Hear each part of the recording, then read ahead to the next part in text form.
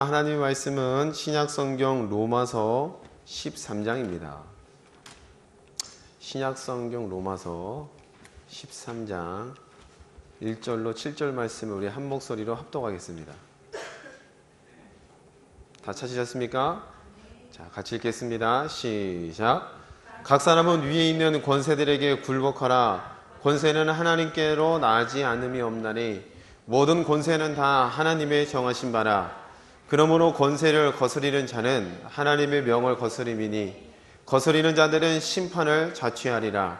관원들은 선한 일에 대하여 두려움이 되지 않고 악한 일에 대하여 되나니 내가 권세를 두려워하지 아니하려느냐. 선을 행하라. 그리하면 그에게 칭찬을 받으리라. 그는 하나님의 사자가 되어 내게 선을 이루는 자니라. 그러나 내가 악을 행하거든 두려워하라.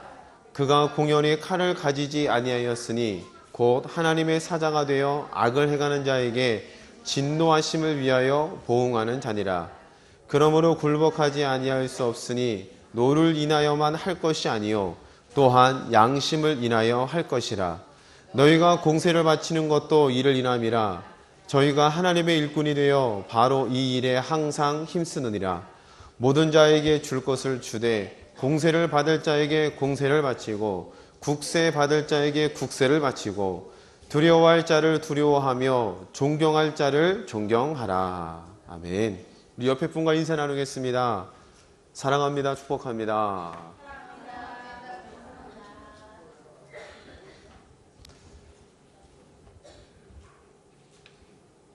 오늘은 로마서 13장 1절로 7절 말씀을 통해 위에 있는 권세에 복종하라는 제목을 함께 은혜를 나누고자 합니다.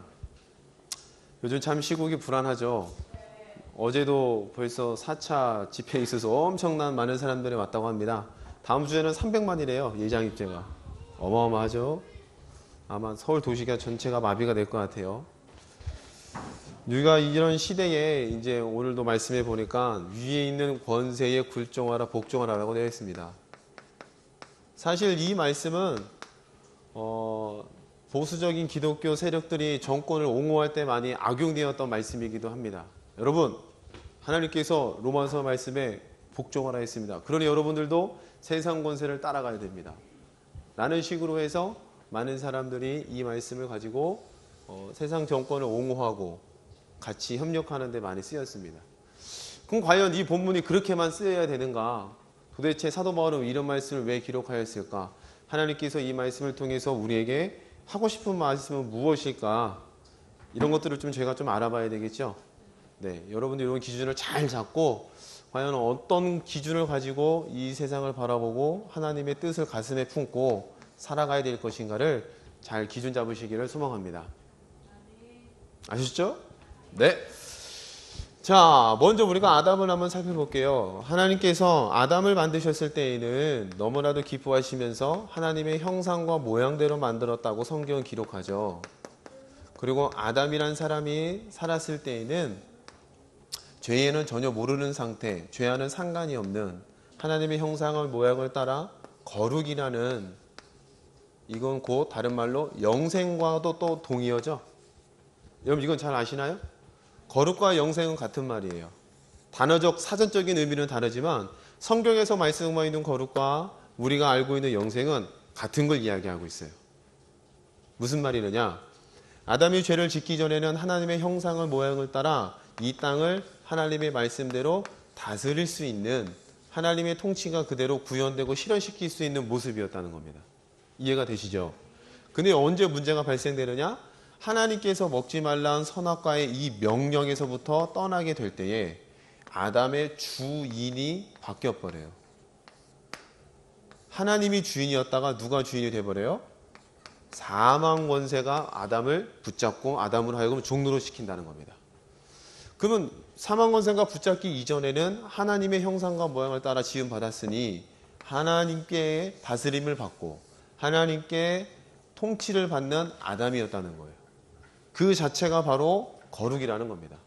거룩은 깨끗하다, 구별되다라는 말도 있지만 지지난주에 거룩을 또 다른 의미로 설명드렸어요. 뭐라 그랬죠?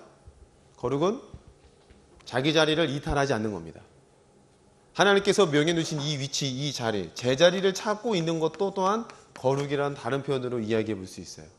이해가 되시죠? 너는 하나님 말씀에서 떠나지 말아라. 요 자리, 하나님께서 명령해 주신 요 형상과 모양을 지키는 제자리에 있는 것 또한 거룩이란 뜻이에요. 그러면 그 제자리를 지키는 그 장소가 어떤 장소냐? 바로 영생의 장소였다는 겁니다. 왜 그러느냐?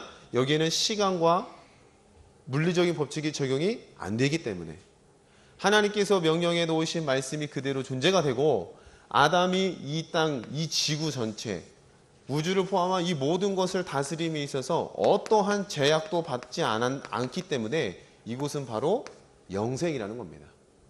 그러므로 거룩과 영생은 글씨는 다르고 국어사전적 의미는 다르지만 성경에서 우리에게 말씀하고 있는 바는 똑같다는 거예요.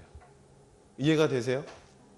그래서 이 자리에서 이탈됐을 때, 벗어났을 때에 아담은 더 이상 이 땅을 다스림에 있어서 제약을 받을 수밖에 없는 유한한 존재로 떨어진다는 거죠. 그것을 성경은 뭐라고 말씀하죠? 죽었다. 사망의 종로로 탄다. 너에게는 뭐가 있다고요? 둘째, 사망이 너에게 찾아올 것이다. 라고 성경은 말씀하고 있습니다.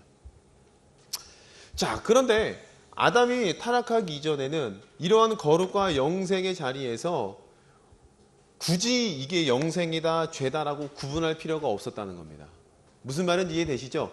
그 삶 자체가 통틀어서 그 자체가 영생이었기 때문에 아, 이거는 거룩한 거야, 속한 거야 라고 구분짓고 판단하고 나누고 할 자시구가 필요가 없던 거예요. 근데 아담이 타락한 이후로부터는 이제 그 구분, 그 경계선이 뚜렷하게 생긴다는 거죠. 그래서 그 비근한 죄가 창세기 3장에 아담과 하와가 타락하고 에덴 동산에 쫓겨납니다. 쫓겨날 때에 생명나무 실과를 누가 지켰어요? 누가 지켰습니까? 성경을 한번 찾아보겠습니다. 창세기 3장입니다.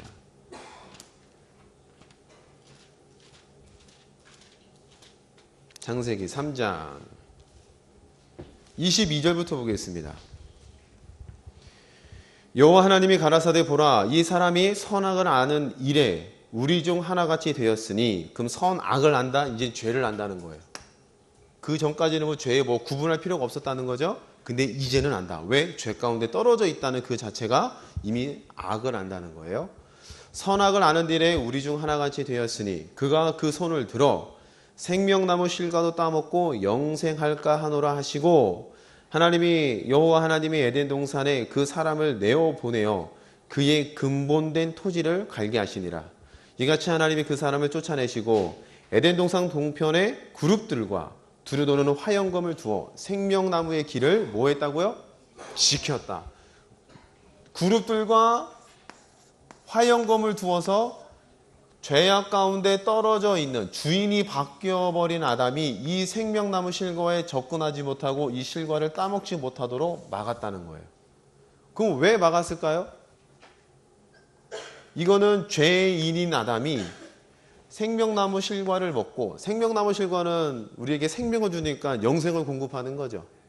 죄인이 영생하기 때문에 하나님께서 막으셨고 그보다 더 근본적인 이유는 뭐예요?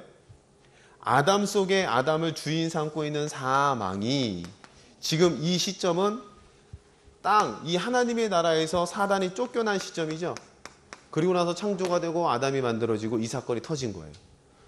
이 상태에서 아담이 선악과를 먹게 되면은 죄 지은 아담이 영생할 뿐만 아니라 그 속에서 쫓겨난 사망도 영생나무 실과를 통해서 어디로 또 되찾아가요?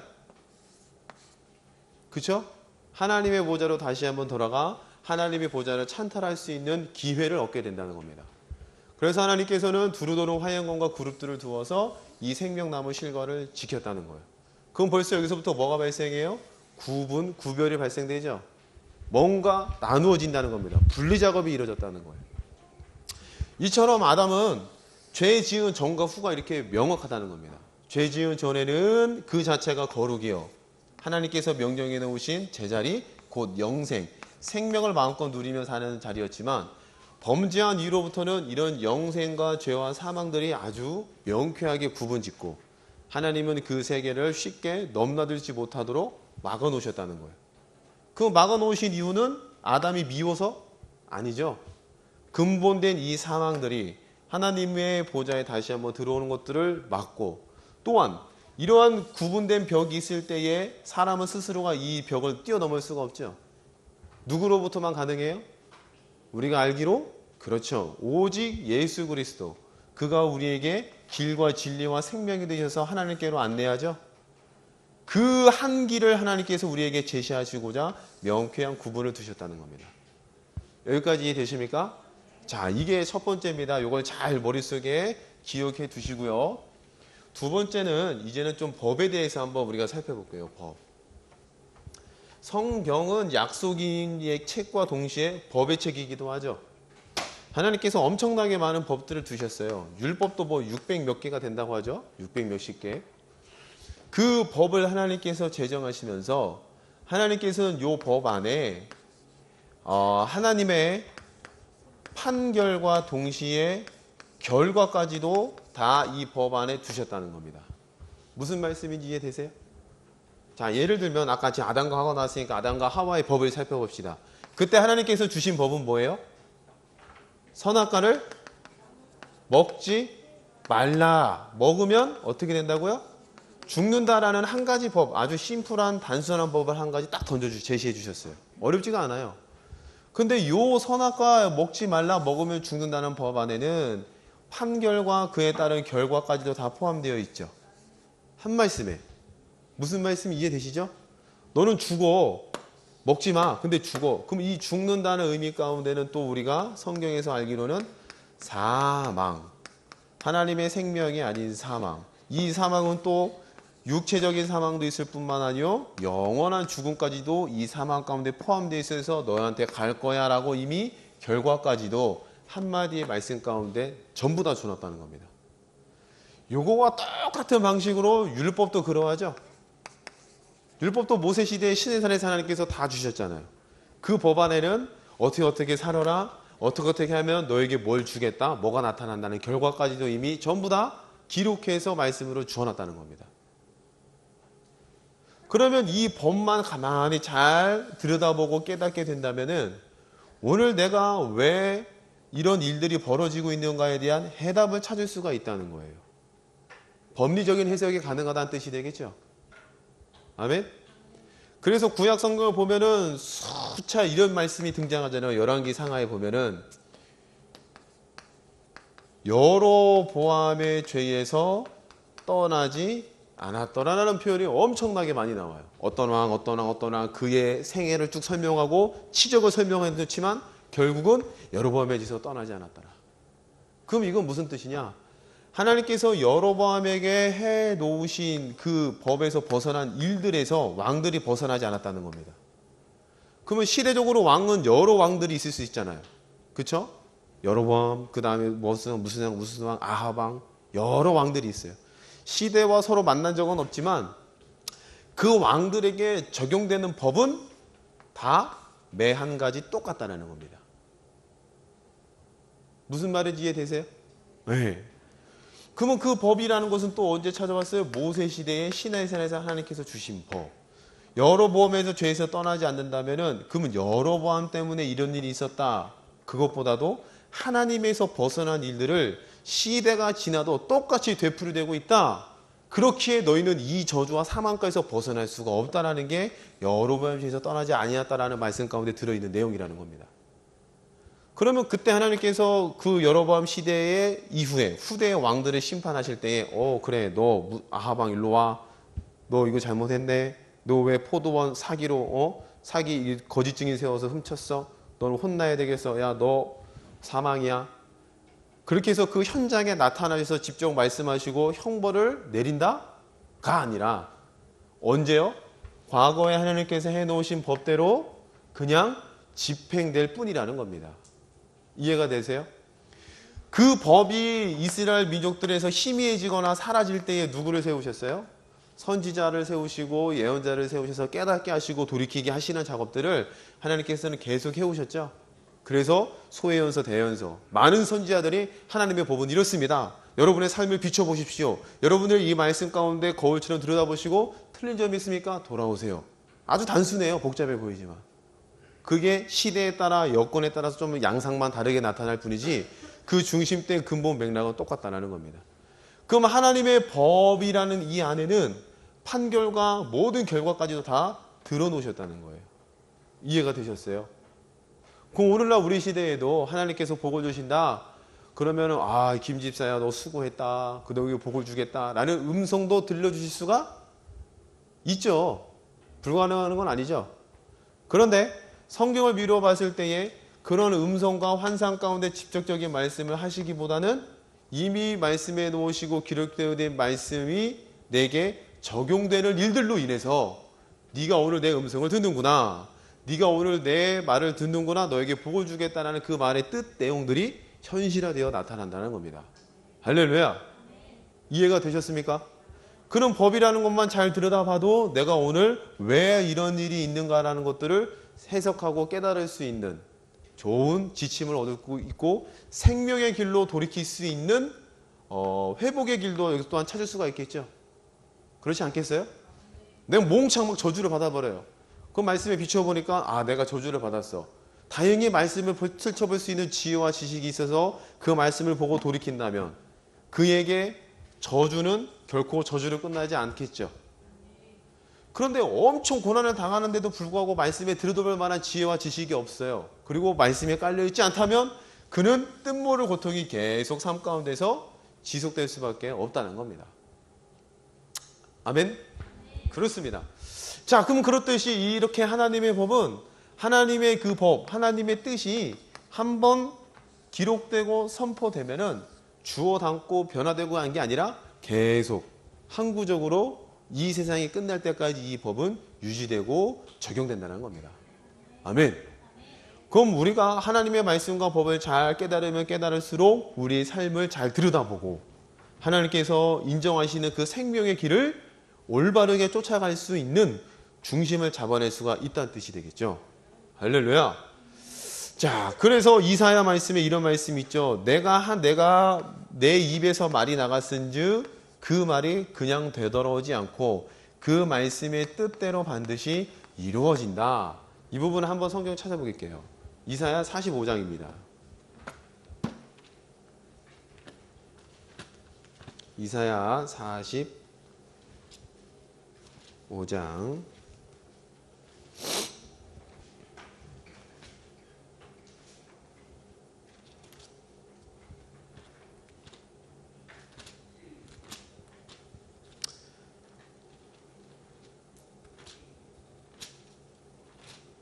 이사야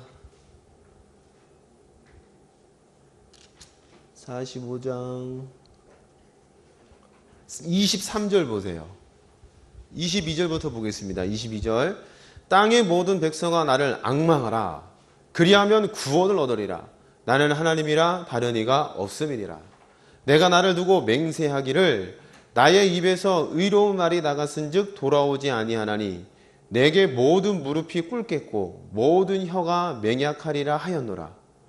어떤 자의 내게 대한 말의 의와 힘은 여호와께만 있나니 사람들은 그에게로 나아갈 것이라. 무릇 그를 노하는 자는 부끄러움을 당하리라마는 이스라엘의 자손은 다 여호와로 의롭다 함을 얻고 자랑하리라 하느니라 하셨느니라. 아멘.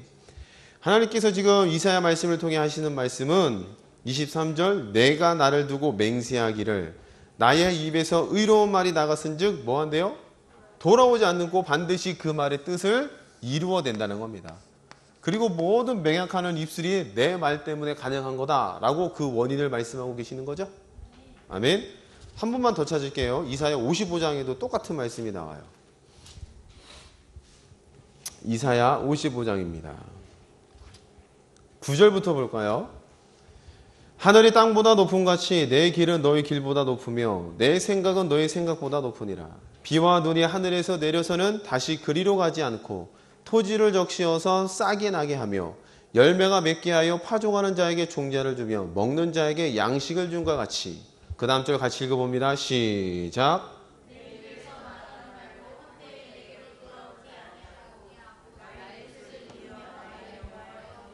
아멘. 하나님께서부터 출발된 말씀은 헛되이 돌아가지 않는데요. 빈말로 돌아가지 않는답니다. 반드시 그 말씀에 담긴 뜻이 이루어진다는 거예요. 그러므로 하나님의 법은 야, 이 법에 순종하면 복을 줄 거라는 그 말은 나가서 그냥 돌아오지 않는다는 겁니다. 그냥 기록된 채로 끝나지 않는다는 거예요. 반드시 그 기록된 뜻을 그 대상자로 하여금 이루어지게, 눈으로 보게, 손으로 만지게 만들고야 말겠다는 게 하나님의 약속이라는 거예요. 오늘 저와 여러분들이 하나님께로부터 복을 받겠다, 복을 받고 있느냐 없느냐를 깨달으려면 뭘 아셔야 돼요? 법을 아시고, 내가 하나님께서 명령해 놓으신 제자리, 그 구별된 자리, 그 영생의 자리에만 제대로 서 있기만 해도 우리에게는 그 말씀들이 존재가 되어서 손으로 보고 만질 수 있고 경험할 수 있는 것들을 느낄 수가 있다는 겁니다. 근데 반대로 하나님 말씀에서 벗어나 있고 말씀 자체를 모르고 말씀을 지식으로만 알고 있고 내가 서 있는 자리는 제자리가 아니에요. 그럼 그런 자에게는 복이 올 것 같지만 뭐가 와요? 틈 타서 온다는 거예요. 이해가 되셨습니까? 자, 이게 이제 두 번째입니다. 이게 법에 대한 내용이었어요. 자, 첫 번째가 뭐였어요? 아담에 대해서 말씀드렸죠? 두 번째는 법에 대해서 말씀드렸어요. 잘 기억하시네요. 아, 역시 여러분들은 참 똑똑하세요. 전 이렇게 얘기하면 헷갈리는데. 자, 이제 세 번째입니다. 세 번째는 하나님의 능력을 우리에게 허락해 주셨죠. 예수를 통해서 우리에게 권능, 성령 임하면 너희가 권능을 받고 우리에게 또한 자녀된 권세도 있다. 이런 내용들이 성경에 언급되고 있어요. 그러면 저와 여러분들의 예수를 믿었다 했을 때에 그 예수를 믿는 믿음은 하나님의 능력, 하나님의 권능, 예수가 주신, 하나님께 주신 권세를 누릴 수 있는 신분을 가진 자가 되었다는 뜻이 되겠죠. 이것을 사도행전 1장 8절에는 아주 간단하게 말씀하고 있어요. 뭐라고 말씀합니까? 다 같이 암송해 봅시다. 시작. 오직 성령이 너희에게 임하시면 너희가 권능을 받고 블라블라블라블라블라. 그쵸? 뒤에는 온 유대와 사마리아. 그래요. 좋습니다. 사도행전 1장 8절에 너희가 무엇을 받으면요? 성령을 받았다. 그럼 성령을 받았다는 그 의미는 아까 아담을 얘기했죠? 이탈된 자리예요. 벗어난 자리예요. 그 제자리를 찾아온 자가 성령을 받은 자. 아멘. 죄와 사망 가운데에 있는 자가 이제 하나님의 지배 아래 통치 아래 들어간 자가 성령을 받았다는 뜻입니다. 그러면은 다른 말로 뭐가 바뀐 거예요? 크게 읽어보세요. 시작. 주인이 바뀌었다는 겁니다. 이제는. 아멘. 사망과 권세가 내 주인이었다면 예수를 믿어서 성령이 내 안에 오신 것은 이제는 주인, 왕노릇하는 자가 바뀌었다는 거예요. 그 왕노릇한 자가 바뀜을 통해서 우리에게 주어지고 있는 은혜와 복은 너희에게 뭐가 따라와요? 권능이 따라오는 거예요. 권능. 그 권능이라는 것은 능력, 권능, 그쵸? 다 같은 말이겠죠? 이걸 헬라어로 뭐 두나미스라고 해요. 그 두나미스는 이렇게 쓰나 까먹었네요. 두나미스. 다이너마이트의 어원이 된다고 합니다. 그럼 다이너마이트는 뭐예요? 폭발력이 있잖아요. 글로세틴인가요? 너무 어렵게 들어가지 맙시다. 네, 갑자기 뭐 화학기호 나올 것 같아요. 뭐 분자구조가 나올 것 같은데 그 권능, 힘이 있는 그것을 어원이 되는 건데 그러면 성령의 권능 우리는 이제 알고 있죠. 뭐가 권능이에요? 여러분들에게 능력을 행하는 존재들이 누구예요?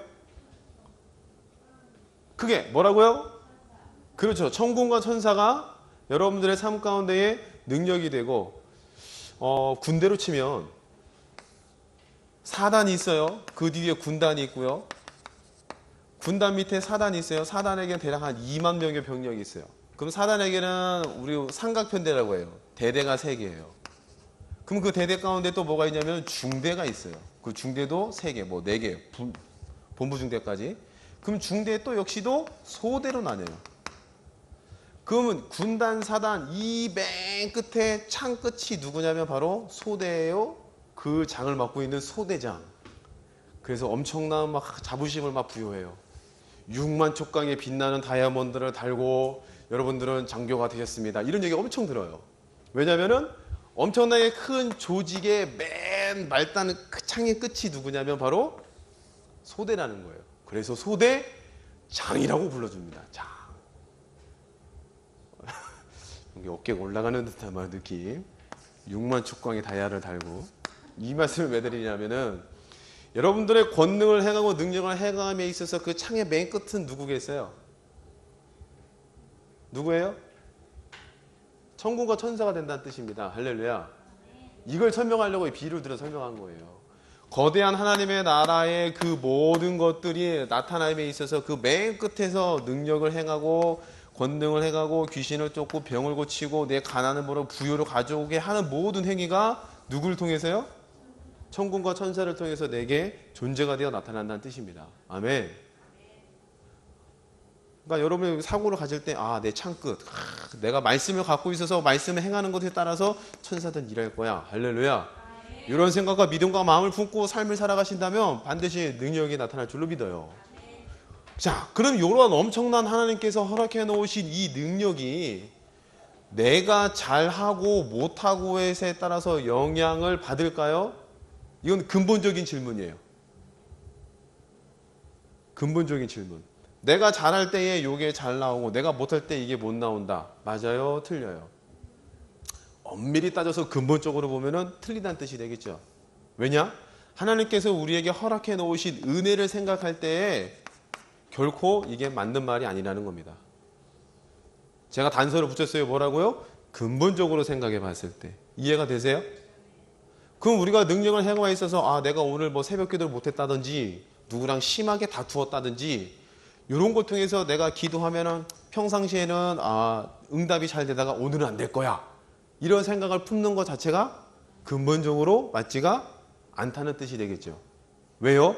그 능력이 나타나고 안 나타나고가 누구한테 달렸다는 뜻이에요? 내게 달렸다는 얘기밖에 안 된다는 겁니다. 근데 성경을 보니 하나님께서 우리에게 엄청난 이 큰 것들을 나타내에 있어서 그 능력의 비결이 네가 아니라 내가 너에게 준 말씀이야. 네가 뭘 잘하고 못하고가 아니라 네가 이것을 믿는 믿음이 있냐 없느냐 뿐이야. 할렐루야. 그러면 결코 이 능력을 행함에 있어서 나라는 것을 여기다 적용시키면 안 되겠죠. 오롯이 누구? 하나님의 말씀을 보고 그것을 믿음으로 쫓아가는 내 삶의 태도만 나오면 된다는 겁니다. 할렐루야. 이해가 되셨어요? 좋습니다. 이제는 이제 결론으로 들어갈게요. 오늘 성경 말씀에 보니까 로마서에 보니까 너희는 뭐래요? 위권세에 뭐하래요? 자, 본문 말씀을 다시 돌아가 보겠습니다. 로마서 13장입니다. 1절입니다. 각 사람은 위에 있는 권세들에게 굴복하라. 권세는 하나님께로 나지 않음이 없나니 모든 권세는 다 하나님의 정하신 바라. 자, 여러분들이 아까 우리가 복습해 볼게요. 아담의 시대에부터 하나님의 생명의 세와 사망의 세계로 나뉘었음을 설명드렸어요. 주인이 바뀌었다는 거. 그럼 주인이 바뀌었을 때에 하나님의 생명, 사망의 세계, 이 사망의 세계의 법을 이루는 말씀은 어떤 말씀이었어요? 선악과를 먹으면은 너는 죽는다는 그 한마디의 말씀 때문에 이 세계가 쫙 펼쳐졌다는 겁니다. 근데 이것을 그냥 내버려 두지 않고 누가 오셔서요? 예수님께서 오셔서 뭘 짊어지시고요? 세상죄를 짊어지시고 이 모든 것들을 뒤바꿔 놓으셨다는 거예요. 제자리로 돌아가게끔 회복시키셨다는 겁니다. 아멘. 그리고 그에 따른 증거로 믿는 자들에게 무엇을 부으시고요? 성령을 부으시고 자녀된 권세가 있다. 너희에게는 하나님의 기업물을 짜다. 엄청나게 큰 것들을 우리에게 허락해 주시며 이러한 것들을 누릴 수 있도록 영적인 존재들까지도 우리에게 풀어놓으셨다는 겁니다. 할렐루야. 그러면 사망 세계가 지금 있어요, 없어요? 있죠. 왜? 아직 우리가 종말 전이잖아요. 그때까지는 이 사망의 영들은 사망의 세계의 일들을 계속하고 있죠. 여러분들이 늙어가는 것도 결국 사망의 일들이잖아요. 근데 사망의 주인 돼서 끌려가는 게 아니라 나는 생명의 세계에 들어가 있어서 다만 육신적으로 죽어갈 뿐이요 결국 죽음은 죽음으로 끝나지 않고 우리는 하나님의 나라로 들어가 내 생명이 영원히 지속된다는 게 요한복음의 말씀이요 베드로전서의 말씀인 줄로 믿습니다. 할렐루야. 그러면 우리가 이런 세계를 살아감에 있어서 아직도 사망 세계가 예수로부터 굴복됐고 끝났지만 마지막 마무리 단계는 아직 오지 않았다는 거예요. 그때까지는 얘네들은 아직도 사망은 사망 일들을 계속 해 나가고 있다는 겁니다. 그러므로 이 세계가 지금 복잡한 게 이것 때문이에요. 이것 때문에. 이해가 되세요? 근데 이 사망의 법들이 계속 지속될 때에 여기에는 뭐도 들어가 있냐면은 세상 권세도 다 포함되어 있겠죠. 근데 오늘 성경 말씀이 뭐라고 되어 있어요? 권세는 누구한테 났대요? 자, 그럼 근본으로 법으로 돌아가 보면 하나님께서는 아담에게 생명과 사망의 법을 다 한 번에 주셨죠. 그 가운데 이미 세상 권세도 이 법 가운데에 이렇게 말로 표현되진 않았지만 이 법 안에 들어가 있으면 우리는 성경을 통해서 충분히 깨달을 수 있다는 겁니다. 이해가 되셨어요? 그러면 우리에게 영적인 권세와 능력들은 제한받을 수가 없어요. 그러므로 여러분이 믿음을 가지고 권능을 행하고 하는 것들은 너무 잘하는 거고 하나님께로부터 복을 끌어다 당기는 아주 지혜로운 행동들입니다. 계속 하셔야 돼요. 그런데 이러한 것들이 제한받을 때가 있어요. 언제일까요? 여러분들이 믿음으로 전도해, 전도 하나님께서 복을 주신데 물론 지상 사명이고 그리고 열심히 전도를 해서 다 심어놨어요. 물질도 쓰고 시간도 바치고 다 해서. 근데 여러분들이 공교롭게도 사기를 쳐서 덜미를 잡혀가지고 여러분들이 감옥 속에 들어가 버렸어요. 그럼 요렇게 됐을 때에는 여러분들이 실컷 믿음으로 심겨놓고 하나님의 뜻이 이루어질 만한 것들을 다 심겨놨고 이제는 이게 내게 현실화되어 나타날 코앞인데 내가 사기를 쳐서 잡혀 들어가서 감옥 속에 들어가 앉은다면은 그동안 내가 심겨놨던 모든 복들은 내 거예요? 내 게 아니에요? 내 게 아니라는 겁니다. 요럴 때 제한받는다는 거예요. 이해가 되셨어요? 두 번째, 요렇게 감옥 속에 들어가 있어서 이 들어간 사람이 어떤 이제 동료 죄수가 아파요. 그래서 내가 기도해 줄게. 예수 이름으로 너 질병은 나을지어다 하면 나을까요? 안 나을까요? 여기서는 헷갈리나 보다. 이제 투표해 봅시다. 우리 잘 아는 투표. 나을 것 같다 1번. 낫지 않을 것 같다 2번. 자, 1번 손 드세요. 나을 것 같다 내리세요. 낫지 않을 것 같다 2번. 손 드신 거예요? 아니에요? 여기에서도 권능의 제한을 받으면 돼요? 안 돼요? 안 되겠죠? 무슨 말인지 잘 이해되시나요? 복잡해 보이지만 원리를 깨닫고 보면 어렵지가 않다는 거예요. 이 안에 들어가 있을지라도 믿음을 갖고 권능을 행하면 나타나야 안 나타나야 돼요? 나타나야 돼요. 실제로 그런 사례가 또 있고요.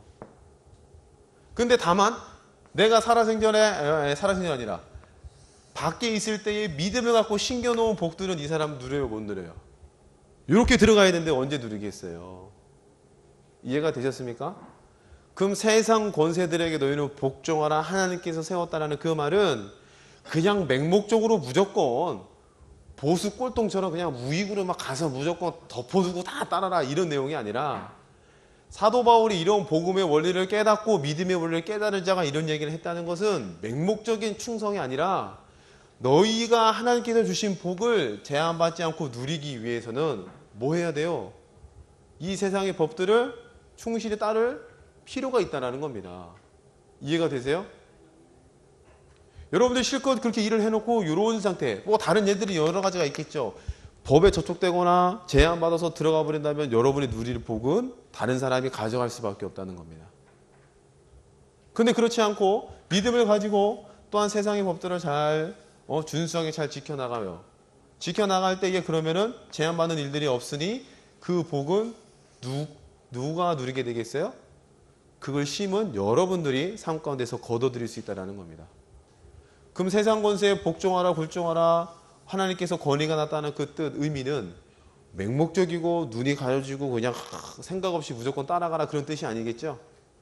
명쾌하게 법을 깨달은 자들은 하나님의 법을 쫓기에 이 세상의 권세도 무시하거나 뭔가 이렇게 배척하거나 그러지 않는다는 거예요. 무슨 말씀인지 이해되셨습니까? 그리고 여러분들 또 요 안에 있으면서 이 세상 권세가 때로는 엉뚱한 길로 갈 때가 있잖아요. 그때 여러분이 눈을 뜨고 잘 지켜보셔야 돼요. 믿음을 갖고 하나님께서 이런 권세를 주셨는데 그 권력을 잡은 자가 엉뚱한 길로 간다. 그럼 여러분들은 그것을 맹목적으로 또 막 따라가서는 말지 말고 끝까지 그게 하나님의 말씀대로 돌아가고 있는가를 여러분들은 지켜보셔야 된다는 겁니다. 이해가 되셨어요? 제가 이 말씀을 왜 드리느냐, 요즘 지금 시국이 불안하니까 다들 이 말씀 가지고 성도들에게 가르쳐요. 근데 다 들어봐, 제가 기사도 보고 다 들어봤는데 이렇게 설명하는 분은 없어요. 그냥 무조건 우리는 권세에 복종해야 된다. 뭐 들고 일어나다는 얘기가 아닙니다. 무슨 말씀이 잘 이해되시죠? 왜 이런 말씀을 사도 바울이 성경에 기록해 놓고 우리에게 이런 말씀을 주셨는가? 그 당시에 로마라는 시대 역시도 기독교가 박해받는 시대였지 않습니까? 복음이 너무 좋아요. 하나님께서 우리를 살려주셨대요. 자자지로 찾아 들어가요. 잃어버렸던 아담의 권세와 권능을 누리는 자로 만들어줄 수 있는 게 뭐예요? 복음이라는 겁니다. 그 엄청난 것을 가지고 니들이 잘못해서 감옥 속에 들어가고 로마에게 법에 딸려 들어가서 목숨이 끊어진다면 누가 복음을 증거해 주겠냐는 겁니다.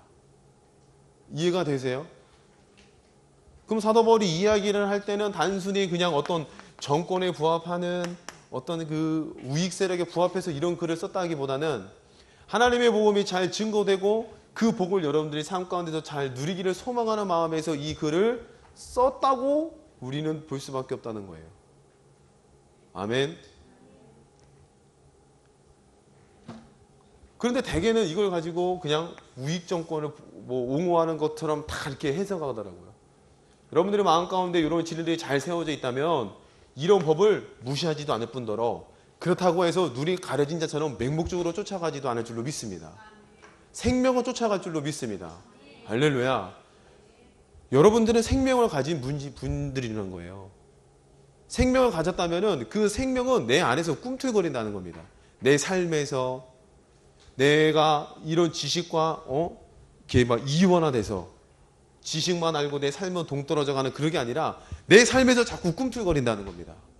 이런 환경 가운데 문제 가운데 앞에 있어서 이 말씀이 나를 자꾸 가르치고 끌어간다는 거예요. 할렐루야. 여러분 그럴 때 있잖아요. 이 사람 정말로 미워 죽겠고 막 죽이고 싶은데 어느 날 갑자기 성경이 딱 떠올라요. 그리고 뭘 해요? 나도 모르게 잘 지내셨냐고. 커피 한 잔 드시라고. 요즘 날 추운데 어떡하냐고 막. 그쵸? 그럼 여러분의 의지로서 가능한 게 아니라 내 속에 누가 계신다는 거예요. 주인이 바뀌었기 때문에. 할렐루야. 물론 때로는 막 저 자식이 갈아 마시고 싶다. 막 이런 막 분노 어린 마음도 들겠지만 그래도 전체적인 그림을 놓고 봤을 때 어디로 가요? 생명 쪽으로 간다는 거예요. 할렐루야. 왜냐? 여러분들 속에 생명의 씨앗이 있기 때문에 그렇습니다. 때로는 여러분의 육신의 어떤 혈기 이런 것들로 가려질 수도 그렇게 보여질지 모르겠지만 반드시 그 속에 생명의 씨앗이 있고 주인이 바뀐 자, 제자리에 있는 자들은 다르다는 거예요. 저는 그걸 믿습니다. 할렐루야. 그렇게 다른 자들이 하나님의 법을 알고 하나님의 능력을 어떻게 가는지를 알고 주인이 바뀌었다는 것을 알고 내가 생명의 자리에 제자리했던 것을 인지하고 믿음으로 그 길을 쭉쭉쭉 걸어갈 때는 그냥 막연하게 그 씨앗이 끄는 것보다도 더 큰 능력들이 원활하게 여러분의 삶을 통해서 드러날 줄로 믿어요. 그럼 그럴 때 여러분은 자연스럽게 뭐가 돼요? 향기가 나온다는 겁니다. 그리스도의 향기. 아멘.